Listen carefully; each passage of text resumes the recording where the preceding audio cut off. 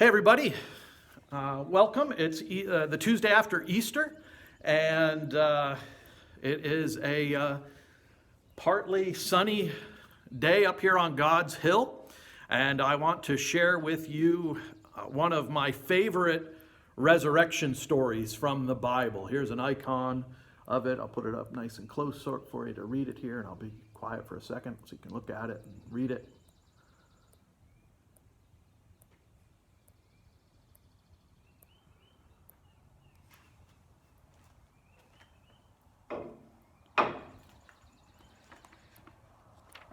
And in a moment, I'll share with you why this lesson is so important for me, why I find this one so vital.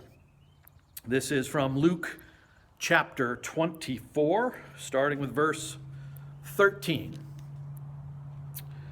Now that same day, two of them were going to a village called Emmaus, about 7 miles from Jerusalem. They were talking with each other about everything that had happened. As they talked and discussed these things with each other, Jesus himself came up and walked along with them. But they were kept from recognizing him. He asked them, "What are you discussing together as you walk along?" They stood still, their faces downcast. One of them, named Cleopas, asked him, "Are you the only one visiting Jerusalem who does not know the things that have happened in these days?" "What things?" he asked. "About Jesus of Nazareth," they replied.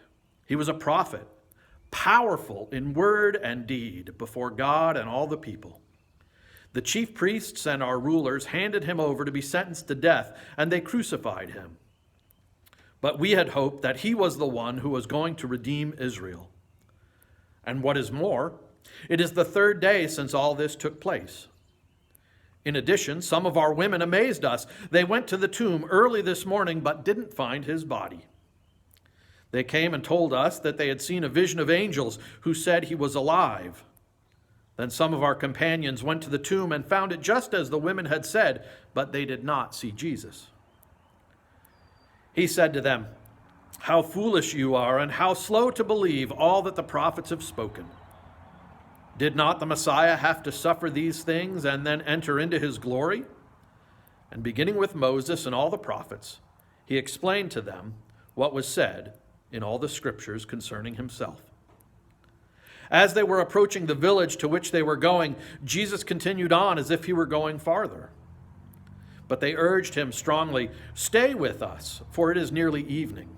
The day is almost over." So he went in to stay with them. When he was at the table with them, he took bread, gave thanks, broke it, and began to give it to them. Then their eyes were opened, and they recognized him, and he disappeared from their sight. They asked each other, "Were not our hearts burning within us while he talked with us on the road and opened the scriptures to us?" They got up and returned at once to Jerusalem. There they found the 11 and those with them assembled together and saying, "It is true, the Lord has risen and has appeared to Simon." Then the two told what had happened on the way and how Jesus was recognized by them when he broke the bread. Amen. All right, I'm going to take a little walk here. This is my tradition with this story. Many years ago, when I was at St. Vincent College, I had a professor of Old Testament whose name was Brother Benedict, who taught us Old Testament stuff. And he said that his tradition on Easter Monday, the day after Easter, with his family, when he was a kid and leading into his adulthood, was to take a walk on Easter Monday, in imitating what Cleopas and the other disciple did. And I always loved that image, and I always appreciated Brother Ben for sharing that with us. And so it has been my tradition since then, on Easter Monday, to take an Emmaus walk and looking for Jesus, looking for encountering Jesus. We usually go as a family, we usually go to a public place, and we try and look for just people to be around, look for the movement of God's Spirit, expecting to find people who may open our eyes to what Jesus is all about. And I've done this in Lebanon, Pennsylvania. I've done this in Export, Pennsylvania. I've taken an Emmaus walk in Bonn, Germany on Easter Monday. Taken an Easter walk in Leeds, England on Easter Monday. And it's always been a special tradition. It was a tradition when I was single, then when Jen and I were married with no kids, and then after we had our kids. Now, yesterday wasn't a real good day for this, so we didn't do it yesterday, so I'm pushing it off to today. We're going to take a walk a little bit later today, but yesterday it was kind of rainy and miserable out, and so we didn't end up taking our Easter walk. So we're going to do it today a little bit later. And instead of going to a public place, sometimes when we would walk, if the weather wasn't so terrific, we would go to the mall.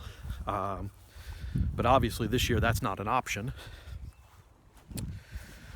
So we're going to take a walk someplace near our house, one of the trails, one of the Westmoreland Conservancy trails, something like that.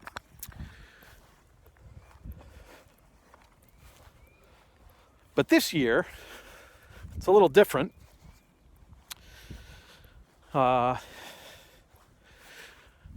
We don't normally have an agenda other than to pay attention to who we see on the Emmaus walk. Could they be a reminder of the risen Jesus? That's the reason I love this story, because you don't recognize the risen Jesus. The disciple Cleopas and the other unnamed disciple don't recognize that it's Jesus that they see right away. And I think of how many opportunities I've had to recognize Jesus and haven't done so. And that's why I love this story. I also love it because it's a family thing that we do together. And this year, of course, it's going to be a little different. This year it's going to be not going to a public place, not trying to find people to see in public, not going to a crowded place. We would sometimes go to a playground.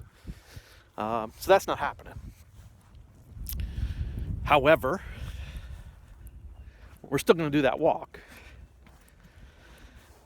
And I think this year, what I might ask my family to do, what I might do myself, is to talk about what it was Cleopas and the unnamed disciple were talking about on the road. They were talking about their disappointments. They were talking about the things that they lost. They were talking about their hopes for Jesus being the Messiah to redeem the people. And when Jesus encounters them, he listens to their story, and then he gives a greater message, a message that puts it all in context, that puts the sadness and the grief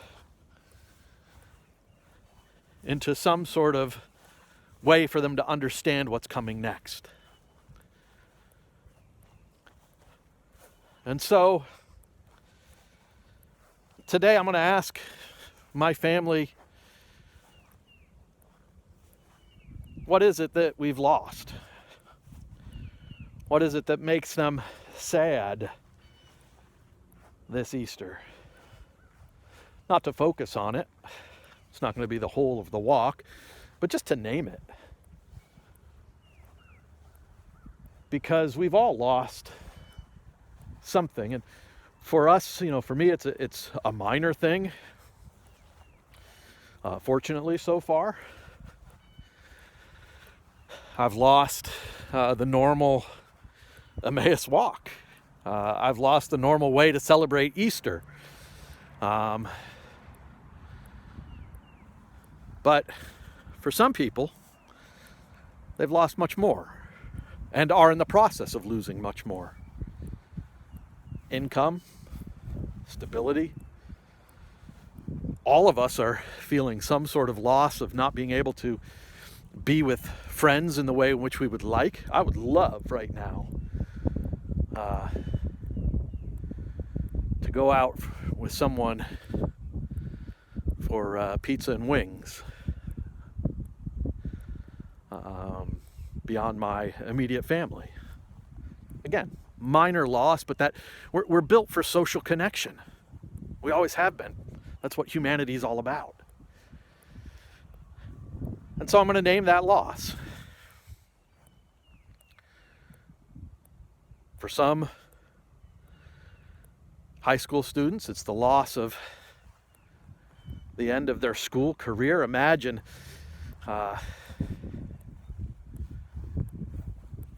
years of education, and one day you had your last day of high school, you had your last day of school ever, and you didn't even know it was your last day. It just up and disappeared.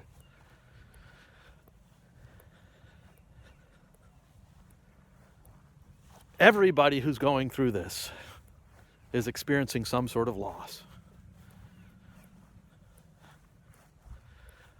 And so I think it's important to name it. I think it's important to talk about it with someone who's close to you, someone who maybe you're isolating with if you have that possibility, or you can call somebody on the phone while you're on your walk if that's a possibility for you, or Zoom with relatives or friends, chat with someone whom you love.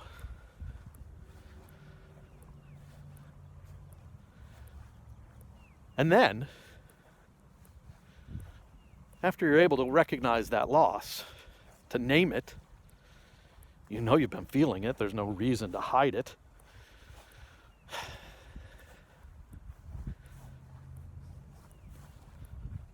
Then invite Jesus. Stay with me, Lord, for it is evening. Stay with me, Lord. Be with me in this time of sadness or fear. Be with me, Lord, in the beautiful moments of today. Abide with us, Lord. You've promised never to leave us alone, and you indeed are here. You've shown us your presence. And your eyes, pray that your eyes might be opened and that you might recognize the risen Christ.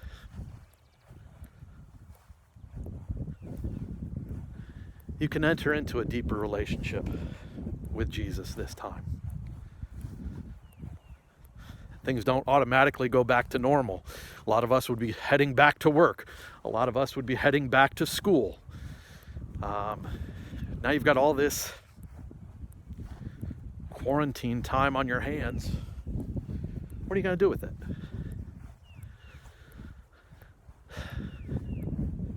Invite Christ to be in it. Invite Christ to be with you in it. All right, my friends, go and be Cleopas and the other disciple today. Recognize the risen Christ in your moments of fear and sadness, but also in your moments of staying with Him